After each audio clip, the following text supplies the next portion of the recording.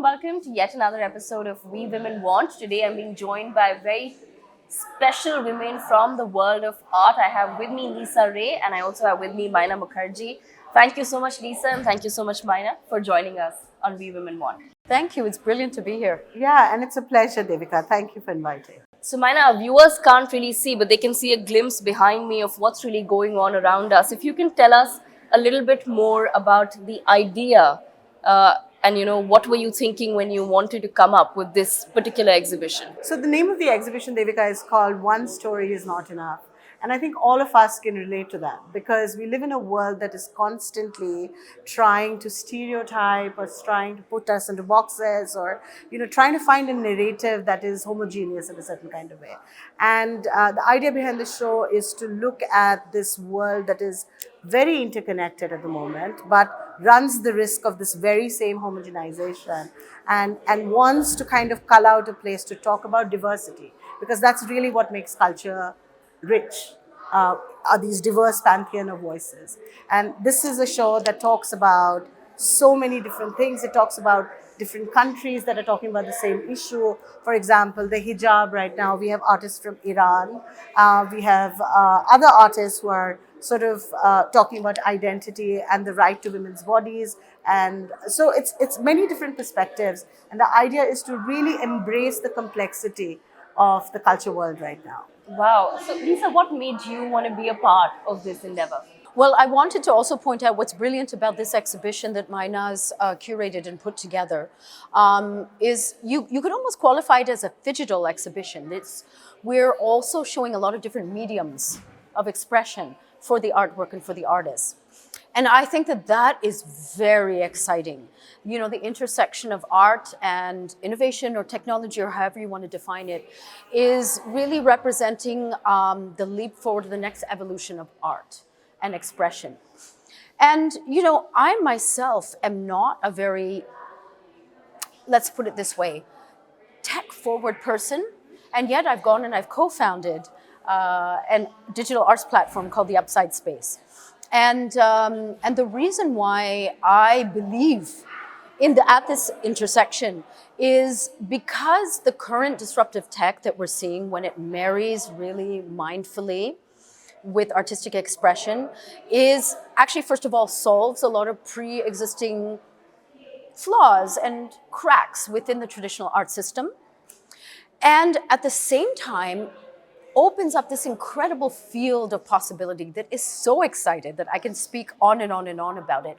But, to sort of boil it down in terms of accessibility for an audience, not just curators, but also the art curious, It's an incredible delivery system that dissolves a lot of boundaries and a lot of restrictions and obstacles that are there when you're dealing with physical art. And it might be something as simple as sort of this cross-cultural pollination between Pakistan and India, for instance. It's really unfortunate, but artists should not be beholden to these kinds of political issues, but we are, let's face it. In a place like Sri Lanka, for instance, which has been seeing a lot of turmoil, both politically and economically, if an artist has a digital practice, I'm not saying in lieu of a studio practice, but alongside with a studio practice. If you have a digital practice that can help you access a global audience or, have that global visibility, you can actually sustain yourself economically and not be beholden to local circumstances and turmoil. So there's so many reasons why I think that this disruptive tech, whatever you might call it, blockchain art, crypto art or NFT art or digital art, however you want to define it, I'm not concerned with how you define it, is, I think, going to be a tipping point, particularly for artists from South Asia. Wow, that's amazing, yeah. So that's, I think, what we both believe in, and that's what both myself and Maina have connected with. So it's wonderful to be able to actually come together and I think put our voices together when we speak about this really critical intersection that we're at right now. Lisa, interestingly, she pointed out that the digital space, she also wasn't, very tech savvy. So you had to do your research and you had to read up. Exactly. And a lot of other women also face that barrier, especially when it comes to tech. Tech is supposed to be a domain or a field, unfortunately, for men. So how has the entry of women into the digital art space been? This is a tough one to answer, but I'm actually a tech optimist, but I also have been trained in technology. I went to a very tech heavy school called Carnegie Mellon and did a masters in information systems and finance, and I consulted on technology strategy for financial companies, and nothing's changed in the past, I think, 20 years since I left that world and I sort of moved to culture. It was then and it is now heavily skewed. It is a very male dominated industry, but honestly, what isn't, right? But I think there are amazing women in technology today, of course. And technology itself is disruptive, like Lisa said, and it allows us to have, especially with the new advent of social media, and access to audiences, access to communities across the world of other like-minded women. I think technology has allowed women to be huge stakeholders in this field themselves. So, for example, me and Lisa found each other, and I'm really excited to be curating the India section of Lisa's very fantastic new technology platform called the Upside Space. And what is truly remarkable about it is that it's not a space that originated in the West. It's very much a technology space from the East. It talks about artists who are revolutionizing, are cutting edge, and are using not just digital technology, but also artificial intelligence. We have Harshit Agrawal's work, which is on the Upside as well, and here when you see the exhibition. And we recently partnered with MIT Media Labs and with the MoMA Web3 world. And so that was a fantastic exhibition that we took to New York called Technique Disruptors, which was really well received. So I think the world's ready. I mean, it has been, and we just have to, I mean, in terms of your question about how are women being received in technology, I think there's a little, of course, you have to push hard. Yes, absolutely. But, I think that this is the time, now is the time. And we can all, of course, do our bit. If I can, my perspective, my personal perspective on this is that, first of all, I think you have to be very clear about what you want the technology to do. Technology, at the end of the day, is an enabler, or it could be a gatekeeper. It could either be keeping people out or allowing a group of people, a community, a country, the world, to be able to address a problem or to be able to improve the world in some way. In my mind, technology is neutral, right? It's just like our phones, right? Today, we could have never imagined we would be so beholden to our phones if somebody had told us 10, 15 years ago. But at the same time, you can call, you can use your phone to communicate with someone in an encouraging way or in a threatening way. The actual technology is neutral. So when I obviously started researching blockchain and NFT and the promise that it holds, this was my perspective. And this is what we landed on as a team at the Upside Space, is that we're going to treat this as the enabler. We're going to harness the qualities of this technology to help us to, accomplish our mission or our mandate, which is, first of all, to get artistic voices from Southeast Asia, South Asia, and the Middle East on a global platform, be part of the global art conversation and get it out there, bang the drum, make it accessible to a global audience. And then we are also going to make sure that no artists from these regions are left behind for lack of access to tech. So what we do at the Upside Space is, if an artist is not tech savvy, which why would you be? Also, you're not necessarily trained in this. It's so cutting edge and new. We will help with digital interventions behind the scenes. But also on the other side of it, for collectors. Because look, we consider ourselves almost like a Web 2.5 enterprise, right? Because we're taking some of the elements of Web 2, of a Web 2 audience, and marrying that with Web 3. And even for collectors, we want to make it as frictionless an experience as possible. So we make sure that it's very easy to, and it's a very accessible platform that's very easy to enter the platform, to buy the works, you don't have to hold crypto to buy the works. We try to explain everything step by step by step for as wide and as general an audience. So that is our thing. We believe in art for all, creating a playground for art. Somebody said Netflix for art. I mean, I'm not sure about that, but listen, I'll go with it. Whatever it takes to, get our mission and our mandate out there. And therefore, going back to this, I understand the ideology. I understand how the tech works and what it can do for us. We have, of course, tech experts who are actually integrating that technology into our platform, but I don't have to be an expert in the nuances of it. But I know what I want it to do. I know how to harness it. So as now like curators of art, do you feel that women somewhere have more freedom in and acceptance in the world of art? For example, if a woman wants to do something, her subject is, say, sexuality. Do you feel that the world of art has given women more freedom of expression, Lisa? That's a tricky question, to be honest.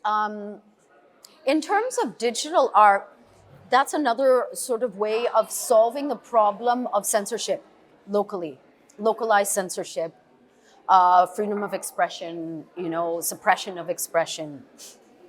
All I know is that right now, with the digital technology at hand, you can somewhat bypass that. You can choose to share your artwork anonymously so that it doesn't compromise your personal safety. In terms of women, I mean, I think that within women-centric kind of communities, obviously we raise each other up, we support each other. There are subjects and themes that we'll discuss as women, whether it's menstruation, whether it's, unsafe touch, whether it's, rape or assault and things like that, that can be expressed, obviously, through art, can actually reach out to a lot more women as well, and then can be, again, the flashpoint for discussion and sharing it with a wider group of people, approaching it through art. But whether or not women would be accepted, like in terms of like expressing their sexuality to the same extent as male artists, that's I think open to debate, to be honest. What I think about art is that it really is the ultimate resistance to, and it's art as culture is the only displacer of culture that we find oppressive. The only thing that can change culture is culture itself, right? And I think art is a very, very strong medium for doing that. I've worked for years as a curator who's very interested in the politics of representation. And for me, gender, sexuality, minority voices, I think those are issues that are very close to the idea of marginalization.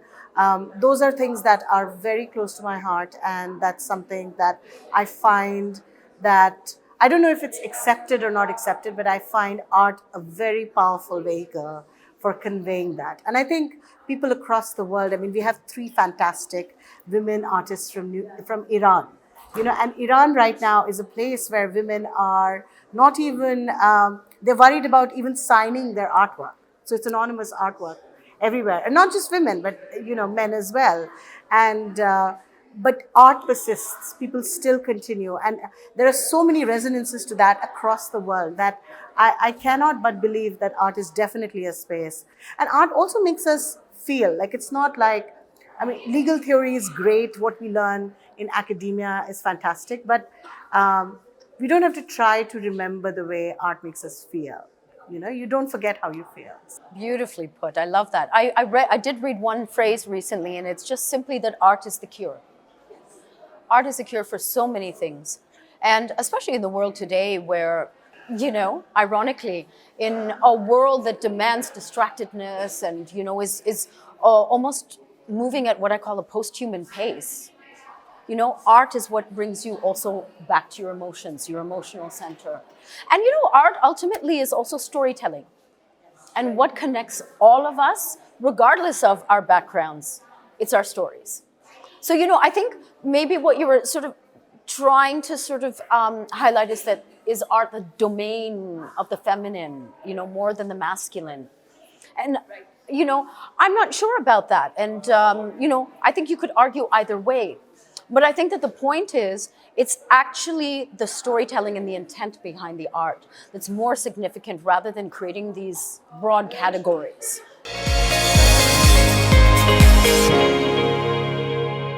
Welcome back to our second segment of We Women Want. We're with Lisa Ray and Maina Mukherjee. Lisa and Maina, of course, we've discussed this difference between the East and the West and how it's important for us as a community to come forward and showcase our art to the world, because we can't wait for somebody else to come and do that for us. And you've taken the right step in that direction. So congratulations to the both of you. But at the same time, when we talk about different art forms, even from India or artists from India, if I were to ask someone on the street, so like, if I were to ask a college student or someone who's an art collector in India, who's your favorite Indian artist? Not many would have female names that really come to their mind. So as now, art curators of this in the 21st century, what's your vision, Lisa? How do you want to highlight the work of women so that next time somebody asks you, who is your favorite artist from India right now? The moment they see Have it a at the woman- tip of their tongue. Yes, a woman strikes you. I can name several Indian artists that I can, but you're absolutely right. Great opportunity to start shaping the narrative, right? As far as I see it, again, what I like about what we're doing at the Upside Space is because it's curator led, we can actually design each exhibition and each showing thematically. So we have a lot of plans to, and in fact, the majority of our curators are female right now, if you look from all of these regions. And so we can dedicate particular exhibitions to female artists. We have something upcoming with something called the Fearless Collective. I don't know if you've heard of them. It's Shiloh Suleiman, who's a great young artist. And she started this movement where female artists go into zones of the world where women don't feel safe from whatever point of view. And they do public interventions. They paint these huge murals. They've gone into Afghanistan. They've gone into certain parts of India, Sri Lanka, Beirut, Pakistan, various parts of the world. And so what we're going to do is actually put together an exhibition where digital images of the next few street interventions are going to be sold on our platform. Also, what's really poignant about this is street art at the end of the day, even though we take pictures of it, is ephemeral. It's not going to last. Whereas these digital images on the blockchain are not just going to help to actually fund these street art interventions, but they will actually be a lasting legacy of that vision for the Fearless Collective. So as an example, I would love to be able to give over the platform to more and more and more female artists. And look, and this is what we have to do. We're moving into a century and into an era where I feel like the community and the collective is also very, very strong. And that's another signature of Web3 kind of values. Married with Web2, you have a strong intent. You have to actually drum up a lot of collective support, and that's possible again in the digital world today. So it's marrying those two mindfully as well. Right. But Lisa, on the same topic of women, I just want to understand from you, you're a person who has an interest in art, so you've come into this space, but you're also, a model, an actor, so you've been a part of that industry. Long time behind me. Yes, absolutely. But how has the experience as a woman been different for you in both the industries? That's a really tough one. I really almost can't compare. All I know is that I actually struggled internally for many years being labeled singularly and being this unidimensional kind of character within the entertainment arts. But that's, of course, because I started so many years ago. The 90s was a very different era.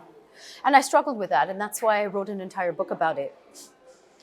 At the same time, I do think that coming to India in the 90s, fact is, I bought my first piece of art with my modeling paycheck. That's what enabled me to start actually indulging my interest in art. I went to one of Harsh Goenka's art camps in Bombay and bought a Suhas Roy. And I still have that painting, and I've traveled with it all over the world. And so I started planting the seeds incredibly, because it wasn't necessarily conscious, but subconsciously I started planting the seeds of perhaps the direction where I wanted to go once I was ready. Once I was ready to, I think, own my voice and be able to step in the direction of my dreams and not necessarily be told or manipulated by the world that you should be happy about these opportunities. You should be happy as an actress, blah, blah, blah, blah, because I was very ill-suited to be an actress, to be honest. Not to say that, look, I also don't want to throw shade on that because it gave me a lot over the years. But, I started collecting art as a direct result of being, earning my own money at a young age. And I started chronicling my journey in my journals, and, that led to my writing career, of course. Both now are working in parallel, and it's a new adventure. I don't necessarily see I don't see things in a very binary way. I see things more in a very organic way. And at the same time, I'm very grateful for this opportunity that has fallen into my lap with the Upside Space, because my co-founder is also a woman, Aisha Khan, and she's based in Singapore, and she's the one who approached me with this concept. Well, that's lovely. And the reason why I'm asking that question, Maina, is because, of course, Lisa's seen both the worlds. So, but as a person who, you were in tech, so you already did sort of break the glass ceiling in terms of being a woman who went into tech and then, the digital space, then you became a curator. What was your experience like switching jobs, like, switching industries? Did you ever face any sort of, say, sexism? Oh my God. I don't think there's a woman alive right now in the world, not just in India, who hasn't faced sexism of some sort. But I do want to say that I left, I was working on Wall Street actually, and I started a feminist dance theater company. So I came back to tech after many years. I started a dance theater company. Then I started an organization called Engendered, which is a cultural production house, but also is an arts and human rights organization. So I've had many, many different segues into the cultural world, and all of them have somehow led me to this point where, my training and through all of it, I've been a techno optimist, like they say. Technology is very exciting, period. And like Lisa said, it's an enabler. I definitely see it as an enabler. And whether we like it or we don't like it, the truth is technology is shaping the rest of the world and the rest of the future in the years to come. And if I can leave you with this one thought, yes. just to add to what you're saying, Maina, if you look at it at its core, and I know because I did a lot of soul searching and looking Yes. and, thinking and reflecting before we started the Upside Space. And at its core, if you boil it down, the spirit of art and culture is aligned with the spirit Yes. of innovation. Absolutely. They have to be forward thinking. They Yes. have to actually always push at boundaries. So in a strange way, they're perfect cousins. And they often continue in parallel. And then when they intersect, actually quite magical things happen. Yes. That's a lovely thought. And as we wrap this up, Mana and Lisa, just a very quick message to women who are watching this show who actually want to be a part of the artistic world. Yes, I would say to women across the world, shape your own representations. Don't let someone else tell your story for you. You write your story, you tell it. That's beautiful. I almost really can't. I feel like that's what I would want to echo very strongly. I think at the same time, what I want to say is be very clear about your voice and what you want to put out into the world. Surround yourself with other strong women, like-minded women, supporters. And I think be have a lot of clarity around your mandate. That was really important to me. As far as I see it, to be honest, if I had a choice, I actually wouldn't be sitting here. I love this idea of being the enabler, the founder, the person behind the artist. That's what I've always wanted to do with my life. And at the same time, because I have built a reputation, I said, well, you know what? Now let me subvert that, right? Let me subvert that reputation that I have and use it to do something that is aligned with what I believe in. As opposed to all those years where I was being used to sell a product. Now, I don't mind. I'll use myself in that sense, in service of a truth and a mission that I strongly believe in. Well, thank you so much for this incredible conversation. Thank you so much, Maina, and thank you so much, Lisa. With that, we wrap up this segment of We Women Want.